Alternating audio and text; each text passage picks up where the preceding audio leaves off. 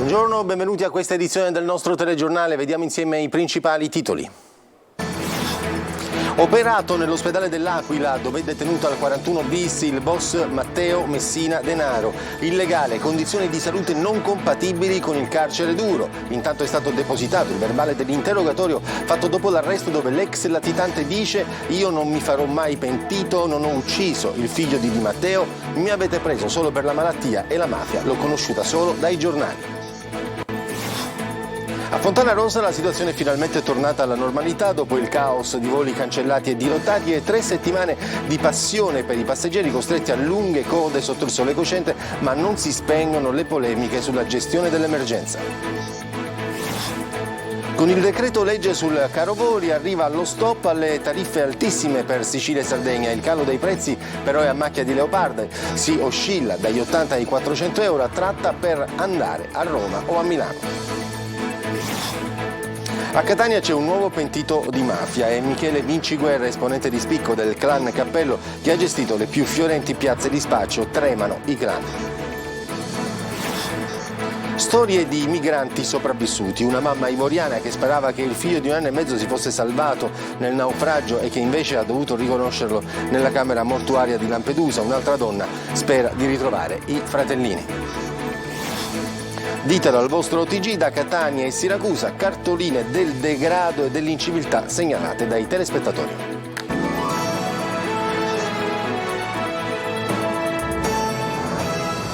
E come abbiamo sentito dai titoli, è stato operato all'Aquila il boss Matteo Messina Denaro, le cui condizioni si sono aggravate ieri pomeriggio. Intanto si apprendono le dichiarazioni rese durante l'interrogatorio dopo la cattura, subito dopo la cattura. Non mi farò mai pentito, ha detto l'ex latitante, che ha poi precisato: non ho ucciso il figlio di Di Matteo, mi avete preso solo per la malattia, la mafia invece l'ho conosciuta solo dai giornali. Sentiamo Angelo Gaiano. Le condizioni di salute del boss di Cosa Nostra Matteo Messina Denaro sono peggiorate. Detenuto al 41 bis nel supercarcere dell'Aquila, ieri è stato ricoverato in ospedale al reparto di chirurgia con imponenti misure di sicurezza e operato nel pomeriggio. La degenza, a quanto si è appreso, non sarà breve. Le sue condizioni non sono compatibili con il carcere duro. Deve essere assistito 24 ore al giorno, aveva detto il suo avvocato. Intanto sono state depositate le 70 pagine del verbale dell'interrogatorio fatto dopo l'arresto. Non voglio fare il superuomo e nemmeno l'arrogante. Voi mi avete preso per la mia malattia, ha detto al procuratore di Palermo Maurizio De Lucia e all'aggiunto Paolo Guido nel corso dell'interrogatorio seguito al suo arresto. Nello stesso verbale l'ex capo di Cosa Nostra sottolinea: io non sono stato un santo, ma con l'omicidio del bambino non c'entro. Il riferimento è all'omicidio del piccolo Giuseppe Di Matteo, il figlio del pentito, rapito e sciolto nell'acido. Il boss ha poi aggiunto: io non mi farò mai pentito. Cosa Nostra la conosco dai giornali, ha detto ancora ai magistrati. La mia vita, ha spiegato, non è stata sedentaria, è stata molto avventurosa, movimentata, ammettendo la latitanza e l'avere comprato una pistola, ma di non averla mai usata e di non avere mai fatto omicidi e stragi. Per spiegare il cambio di passo sulla gestione della latitanza, il 13 febbraio ha citato il proverbio ebraico: se vuoi nascondere un albero, piantalo in una foresta. Allora, se voi dovete arrestare tutte le persone che hanno avuto a che fare con me a Campobello, penso che dovete arrestare da 2-3 mila persone. Di questo si tratta, ma ha precisato che in paese in pochi conoscevano la sua vera identità. E voltiamo pagina, ci spostiamo a Fontanarossa, all'aeroporto di Catania, dove la situazione è migliorata dopo il caos di voli cancellati, dirottati e 3 settimane di passione per i passeggeri costretti a lunghe code sotto il sole cocente. Adesso si viaggia regolarmente. Non si spengono però le polemiche sulla gestione dell'emergenza da parte dei vertici della SACA. Adelaide Barbagallo. All'aeroporto di Catania, dopo 3 settimane di passione, si parte e si arriva senza più grosse difficoltà. Nessun volo dirottato o cancellato, solo qualche ritardo. La piena operatività dello scalo, annunciata lo scorso 5 agosto, è stata raggiunta da pochissimo. Fino a ieri eravamo nell'incertezza più totale. Gli ultimi disagi per i passeggeri nella notte tra lunedì e martedì. Ci hanno mandati da Palermo a Catania, siamo partiti alle 3 di notte, abbiamo fatto 500 km, siamo qui. Mia figlia è incinta, il bambino piccolo, stress, caldo. Da mercoledì sera saranno sospesi anche i bus navetta in collegamento con gli scali di Comiso, Trapani e Palermo. I passeggeri tirano un sospiro di sollievo, anche se non possono dimenticare l'arrivo traumatizzante in Sicilia. Siamo arrivati nella giornata più calda, purtroppo ci hanno fatto stare in aereo, ci hanno scaricato poi la valigia, quella che era in stiva, praticamente in pista, e abbiamo dovuto aspettare i vari pulmini e qui c'erano già 48 gradi. Le polemiche sulla gestione dell'emergenza determinata dall'incendio del Terminal A non si spengono. Al coro di quanti invocano le dimissioni della dirigenza della società che gestisce il Fontanarossa si aggiunge anche Più Europa, che oltre a una nuova gestione chiede un'inchiesta parlamentare ed invita il Ministro dei Trasporti a valutare attentamente la situazione, tenendo conto del reale impatto che l'inadeguata gestione dell'aeroporto ha avuto sulla vita dei cittadini e dei viaggiatori. Malumori serpeggiano anche tra i lavoratori. Dura la posizione della Will Trasporti, che parla di personale obbligato ad indossare le mascherine per il rischio monossido di carbone e costretto a fare quotidianamente i conti con il caos prodotto dallo scarso coordinamento tra le diverse società operanti nello scalo. Anche il sindacato di polizia COISP denuncia forti disagi per i poliziotti in servizio. Intanto l'Associazione dei Consumatori d'Italia, Consitalia, ci ha fatto pervenire queste immagini girate all'interno del Terminal A dell'aeroporto, in cui si vede un topo muoversi proprio all'interno della struttura, fra i commenti delle persone che osservano. È tempo, dice Consitalia in una nota, di mettere ordine e garantire standard igienici ineccepibili, sia per chi lavora nell'aeroporto che per chi vi transita. E rimaniamo nell'argomento voli, perché arriva un limite al caro voli per la Sicilia e la Sardegna. Il governo ci prova almeno con un decreto legge, ma è ancora presto per verificarne gli effetti. Intanto da un nostro mini test si riscontrano prezzi a macchia di leopardo che oscillano dagli 80 ai 400 euro per raggiungere Roma o Milano a seconda degli orari. Il governo corre ai ripari contro il caro voli. Con un decreto legge ha stabilito dei limiti alle politiche tariffarie delle compagnie aeree nei collegamenti con la Sicilia e la Sardegna. Se l'obiettivo sarà raggiunto si vedrà nei prossimi giorni. Al momento le agenzie di viaggio da noi interpellate ci parlano di prezzi a macchia di leopardo. Il costo più basso registrato è un Catania-Roma solo andata di 87 euro, una cifra che in agosto non si vedeva da tempo, ma i prezzi cambiano di ora in ora. Già domani raggiungere la capitale dalla città dell'elefante non si riuscirà a spendere meno di 120 euro e a seconda dell'orario viene chiesta una cifra che supera i 400 euro. Per un Palermo-Roma occorrono minimo 200 euro. Si riuscirà davvero già da questo agosto a volare senza che ci siano prezzi esorbitanti? La partita sembra tutt'altro che chiusa. I paletti posti dal governo alle politiche tariffarie hanno già provocato una levata di scudi delle rappresentanze e le compagnie aeree Ibar e Assaereo, che considerano le soluzioni punitive per il settore in contrasto con la normativa europea. Insorgono le compagnie low cost e critiche arrivano anche da Asso Utenti. Secondo l'associazione il decreto non risolverà il problema del caro voli, in quanto interesserà solo i voli nazionali con le isole e interverrà solo per aumenti superiori al 200%, tagliando fuori le altre tratte. Soddisfatto invece il presidente della regione siciliana Renato Schifani, che considera l'intervento del governo un importante passo avanti per garantire ai siciliani e ai viaggiatori in generale il diritto a raggiungere l'isola senza dover pagare cifre elevatissime. A Catania c'è un nuovo pentito di mafia, si chiama Michele Vinciguerra ed è conosciuto come Ucardunaro, esponente di spicco del clan Cappello. Ha gestito le più fiorenti piazze di spaccio di Catania. Tremano gli affiliati ai narcos calabresi. Natale Bruno.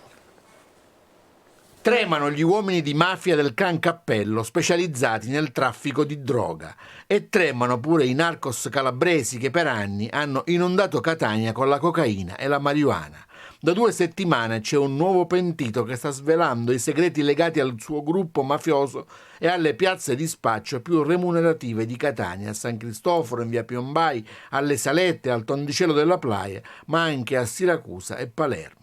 Si chiama Michele Vinciguerra, ha 56 anni e in città è conosciuto con il nomignolo di Ucurdunaro.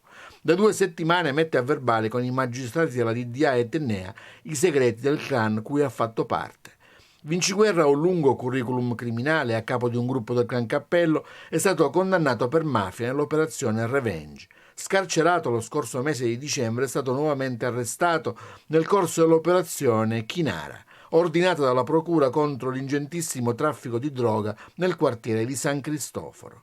Vinciguerra non è il solo ad avere deciso di voltare la faccia alla mafia. Con lui ha preso la stessa decisione di collaborare con la giustizia pure suo genero Alberto Bassetta, finito in carcere anche lui nell'operazione Chinara assieme alla moglie Maria Jessica Vinciguerra, arrestata con la stessa accusa del marito e posta ai domiciliari per accudire i suoi 5 figli piccoli.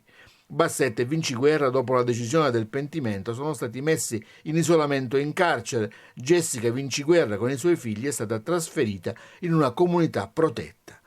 Il pentimento di Vinciguerra è ritenuto in fase avanzata, anche se ancora il suo ingresso nel programma di protezione non è stato definito. Dalle sue rivelazioni temono non solo gli affiliati recenti del Clan Cappello per via dei segreti datati di cui ha conoscenza, ma anche i fornitori di droga, quelli che la procura indica come i narcos calabri appartenenti all''ndrangheta. E adesso ci spostiamo a Messina, dove il Ministero delle Infrastrutture ha riattivato il tavolo tecnico sui trasporti nell'area dello Stretto. Un occhio alla situazione attuale, ma anche al collegamento stabile nell'ambito della realizzazione del ponte. Francesco Triolo. Il ponte sullo sfondo, ma c'è anche da ragionare nel medio periodo. Per questo la riattivazione del tavolo tecnico per i trasporti nell'area dello Stretto, riunitosi oggi all'Università di Messina, assume una rilevanza importante. La decisione del Ministero delle Infrastrutture nasce proprio nell'ambito della realizzazione del ponte, con l'obiettivo di promuovere iniziative finalizzate allo sviluppo dell'intermodalità in ambito ferroviario, aeroportuale e marittimo nell'area. La visione del ponte è la visione di un collegamento stabile dello Stretto. Questa, che abbiamo noi attualmente, una visione di un collegamento dinamico dello Stretto, però ovviamente in attesa del collegamento appunto stabile che è il ponte. Sono due sistemi che si devono integrare ovviamente con due valenze totalmente diverse. A partecipare tecnici ed esperti del Ministero, delle regioni Calabria e Sicilia, delle città metropolitane di Reggio Calabria e Messina e delle rispettive università. Toccherà a questo tavolo stabilire e coordinare strategie, iniziative, proposte per la definizione di un sistema unitario anche dal punto di vista tariffario dei collegamenti marittimi nello Stretto di Messina e dei servizi di trasporto pubblico locale a terra, assicurando integrazione funzionale delle reti, accessibilità, qualità, flessibilità, adeguate alle esigenze di mobilità attuali e future, insomma un biglietto unico per il trasporto pubblico locale. Adesso c'è la pubblicità, torniamo subito dopo.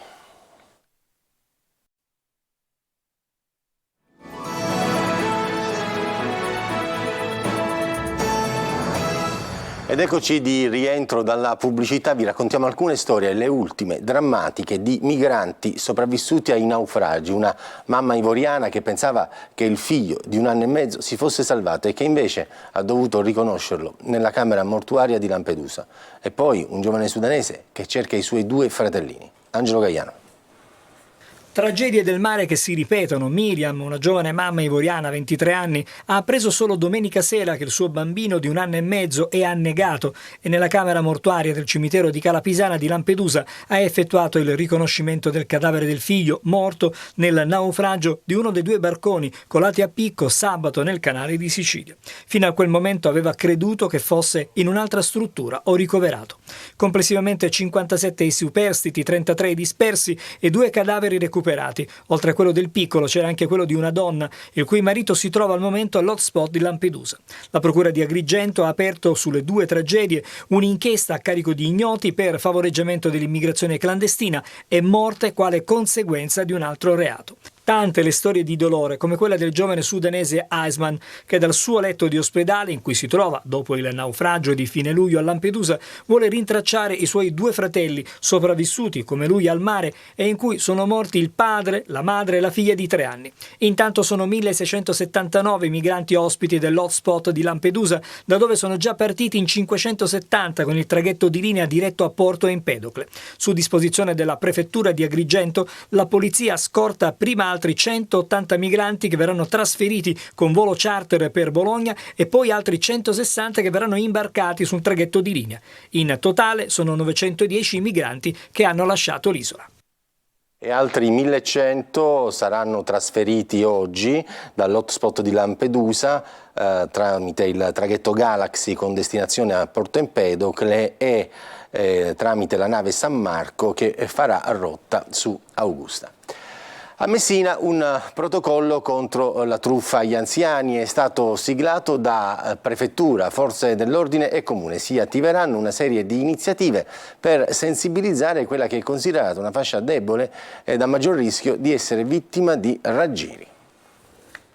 L'obiettivo è quello di una sensibilizzazione cosiddetta di prossimità nei confronti degli anziani, ma non solo. Le truffe infatti in estate aumentano e c'è la necessità di andare incontro ai soggetti più deboli, le potenziali vittime, per prevenirle. Così a Messina è stato siglato un protocollo tra Prefettura e Comune insieme ai rappresentanti delle forze dell'ordine per aiutare gli anziani a riconoscere le situazioni di pericolo che potrebbero portarli ad eventuali raggiri. Quello che vogliamo come messaggio mandare è quello anche di far comprendere l'importanza della denuncia. Non bisogna vergognarsi laddove si è stati vittima, ma bisogna denunciare per consentire anche alle forze di polizia di poter fare le proprie investigazioni, le proprie indagini e soprattutto evitare che anche altre persone possano naturalmente cadere nello stesso tipo di situazione. Il primo appuntamento è per il 10 agosto del pomeriggio nella piazzetta di Torrefaro, dove verrà distribuito materiale informativo e ci potrà essere un contatto con le forze dell'ordine.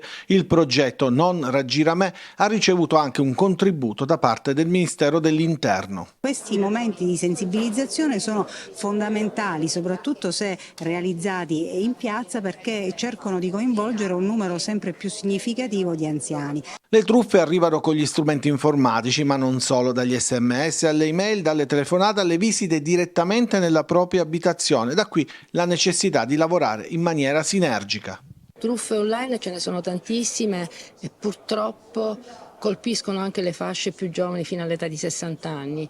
Le modalità ultimamente utilizzate invece per gli anziani sono quelle che riguardano le chiamate al telefono dicendo che il parente è morto.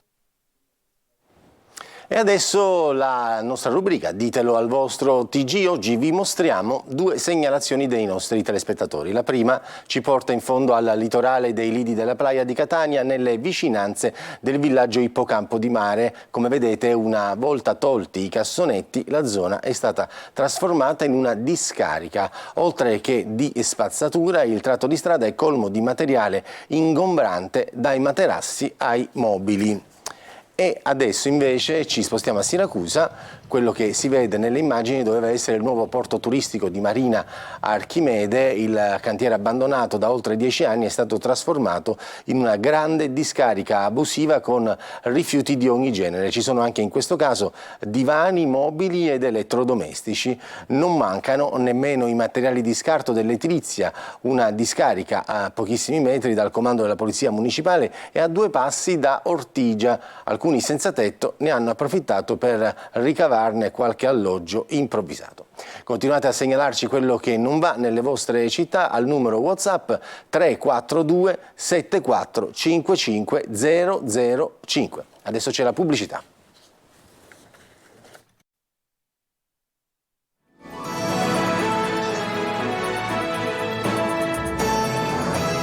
Ed eccoci rientrati dalla pubblicità, parliamo di sport, di calciomercato per la precisione. Il Catania ha ufficializzato l'arrivo del giovane Mattia Maffei, terzino sinistro classe 2004, che ha già raggiunto la squadra in ritiro. Ma sentiamo Sergio Colosi. Il Catania ha scelto il vice Mazzotta e Mattia Maffei, 19 anni, prelevato dalla Cavese, dove nello scorso campionato di Serie D ha disputato 26 partite con 4 assist. Maffei, che si allena a Zafferanet ne da alcuni giorni, ha giocato nella Cavese anche 2 anni fa, quando ha totalizzato 17 presenze. È attesa a breve la firma dell'esterno offensivo Davide Marsura, con oltre 150 partite in Serie B tra Ascoli, Pisa, Venezia, Genova, Modena e Brescia. Accordo già fatto, si attende soltanto l'ufficializzazione del club rossazzurro, che segue il mercato degli attaccanti, ma nelle ultime ore ha concentrato le sue attenzioni sui difensori centrali. L'arrivo di Alessandro Quaini è una storia infinita, con il finale tutto da scrivere. Si allena con il Messina in Sila il jolly Marco Firenze, 30 anni, con una buona esperienza tra Serie B e C, è prossimo alla firma del contratto. Da ieri è giallorosso Marco Zunno in prestito dalla Cremonese, mentre il difensore Federico Pacciardi è vicino all'accordo. Sempre bloccate le operazioni che portano a Plescia, Provenzano e Mungo, in quanto c'è distanza tra domanda e offerta. Il telegiornale torna più tardi, questa edizione si conclude qui, vi auguro un buon proseguimento di giornata.